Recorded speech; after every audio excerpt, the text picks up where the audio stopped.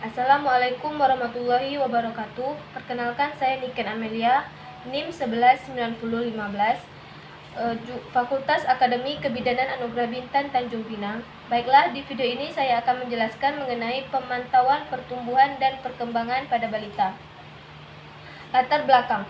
Dari data penelitian HDI Human Development Index dan Indeks Pembangunan Manusia atau disingkat dengan IPM tahun 2007 tentang masalah gizi yang sedang dialami, menyebutkan bahwa negara Indonesia terletak pada urutan yang ke-111 dari 177 negara yang dinilai.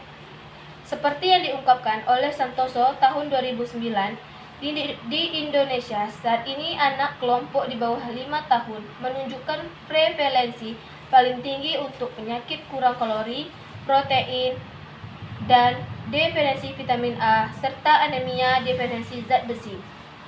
Anak usia prasekolah yang merupakan investasi bagi bangsa karena mereka adalah generasi penerus bangsa. Kualitas bangsa di masa depan ditentukan dengan kualitas anak-anak saat ini. Upaya untuk meningkatkan kualitas sumber daya manusia harus dapat dilakukan sejak dini, sistematis dan berkesinambungan. Tumbuh kembang anak di Indonesia. Prasekolah yang optimal tergantung dari pemberian nutrisi dengan kualitas dan kuantitas yang baik serta benar. Judarwanto 2007.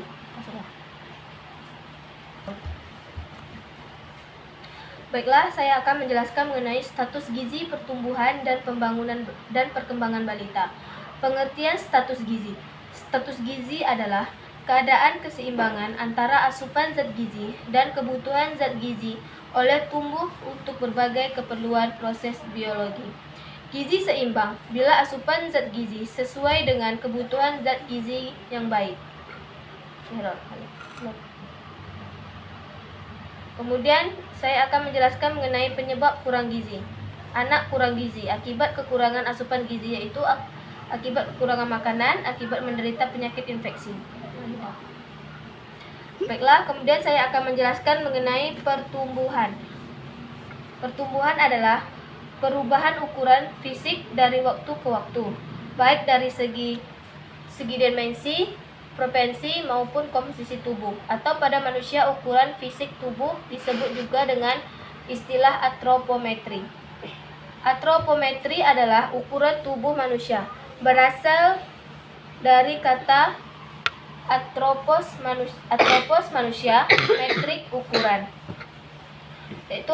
Kemudian perkembangan.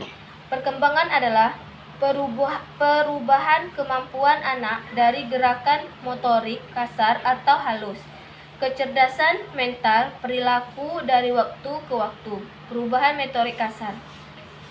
Bisa dilihat gambar perubahan dan perkembangan pada balita. Kemudian saya akan menjelaskan mengenai perbedaan pertumbuhan dan perkembangan. Pertumbuhan merupakan perubahan yang dapat diukur secara kuantitatif. Contoh, dari 5 kilo ke 6 kilo, dari 54 cm menjadi 60 cm. Perkembangan yaitu perubahan yang hanya dapat diukur secara kuantitatif. Contoh, dari dapat merangkak menjadi dapat berdiri, dan tidak dapat berbicara menjadi dapat berbicara. Kemudian saya akan menjelaskan kesamaan pertumbuhan dan perkembangan. Yang pertama, pertumbuhan dan perkembangan merupakan proses perubahan yang mengikuti perjalanan waktu, contoh dari bulan ke bulan. Yang kedua, pertumbuhan dan perkembangan hanya dapat diketahui bila dilakukan pemantauan secara teratur dan terus-menerus. Yang ketiga, setiap anak memiliki jalur pertumbuhan dan perkembangan secara normal. Kemudian, apa beda penimbangan bulanan dan pemantauan pertumbuhan? Penimbangan bulanan bisa disingkat dengan DDTKB, yaitu datang, daftar, timbang, kue, bubat. Sedangkan pemantauan pertumbuhan disingkat dengan DDTAB, yaitu deteksi dini tumbuh kembang balita. Bisa dilihat gambar di samping.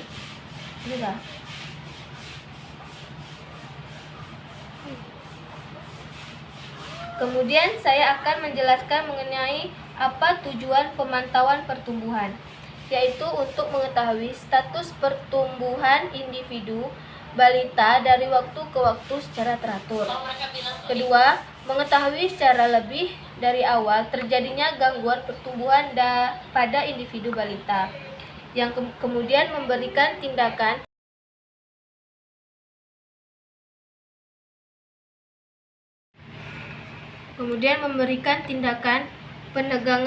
penanggulangan intervensi segera pada anak yang mengalami gangguan pertumbuhan agar dapat dikembalikan ke jalur pertumbuhan normalnya.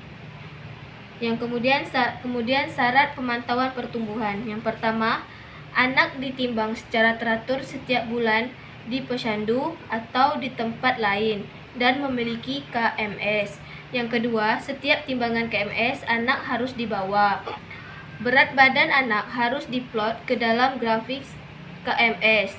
Kemudian status pertumbuhan anak harus dinilai dengan status pertumbuhan anak harus dinilai dengan melihat kurva berat badannya dari dalam KMS untuk menilai N naik atau T tidak naiknya. Kemudian anak diidentifikasi apakah perlu tumbuh kembang atau mempertahankan pertumbuhannya. Yang kemudian ibu atau pengasuh balita harus diberikan informasi atau konseling sehubungan dengan status pertumbuhan anak. Kemudian saya akan menjelaskan beberapa hal yang harus diperhatikan dalam pemantauan pertumbuhan. Yang pertama, cara memasang timbangan atau dacing dan cara menimbang anak. Yang kedua, cara menghitung umur anak yang lebih teliti. 3. Cara plot berat badan anak dalam KMS.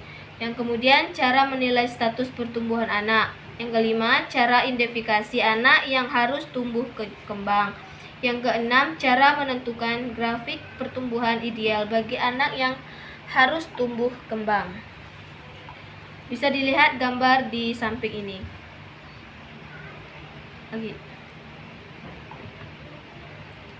Bisa dilihat gambar di samping ini, penilaian berat badan minimal KMS usia 1 bulan 800 gram, usia 2 bulan 900 gram, usia 3 bulan 800 gram, usia 4 bulan 600 gram, usia 5 bulan 500 gram, usia 6 bulan 400 gram, usia 7 sampai 10 bulan 300 gram, usia 11 sampai 60 bulan 200 gram. Masalah yang sering ditemukan dalam pemantauan pertumbuhan. Yang pertama, kesalahan menimbang anak. Yang kedua, kesalahan menghitung umur anak.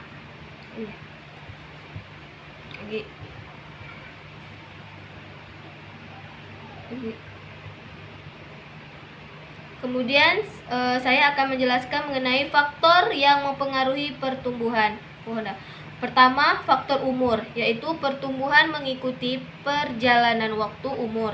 Kecepatan tumbuh bervariasi menurut umur. Yang kedua, faktor tinggi dan panjang badan, yaitu berat badan pertumbuhan linear dengan panjang atau tinggi badan. Yang ketiga yaitu faktor gizi dan kesehatan. Pertumbuhan berjalan normal atau tidak normal tergantung keadaan gizi dan kesehatan anak. Yang kemudian faktor genetik, yaitu dalam keadaan ekonomi dan kesehatan yang baik. Faktor keturunan genetik mempunyai peran penting terhadap pertumbuhan anak.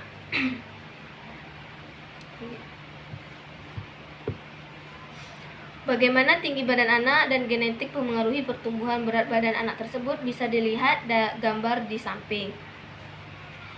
Apa akibatnya kalau kita salah memberi nasihat gizi? Yang pertama, anak BGM yang sebenarnya memiliki BBB atau TB normal dinasihati untuk menambahkan porsi makan. Porsi makan untuk mengurangi porsi makan akibat suatu saat anak menjadi gemuk. Kemudian anak yang dianggap gizi lebih tetapi sebenarnya memiliki BBB atau TB normal dinasihati untuk mengurangi porsi makanannya. Hal-hal yang perlu diperhatikan dalam memberikan konseling gizi. Yang pertama, kita perlu identifikasi keadaan gizi anak secara teliti agar konseling atau nasihat gizi dapat diberikan secara tepat. Kemudian yang kedua, kesalahan dalam identifikasi keadaan gizi anak dapat menjebak anak keadaan gizi yang lebih memburuk. Yang ketiga, kita harus berpedoman pada kondisi berikut. Yang pertama, anak yang BGM belum tentu keadaan gizinya buruk. Kemudian selanjutnya tindak lanjut hasil penentuan status pertumbuhan balita. Yang pertama, berat badan naik. Yang kedua, berat badan tidak naik 1 kali. Yang ketiga, berat badan tidak naik 2 kali berturut-turut atau BGM. Baiklah, hanya itu yang bisa saya jelaskan dari penjelasan yang mengenai pemantauan pertumbuhan dan perkembangan balita. Jika ada kekurangan atau salah, saya mohon maaf. Saya tutup. Wabillahi taufiq wal hidayah. Wassalamualaikum warahmatullahi wabarakatuh.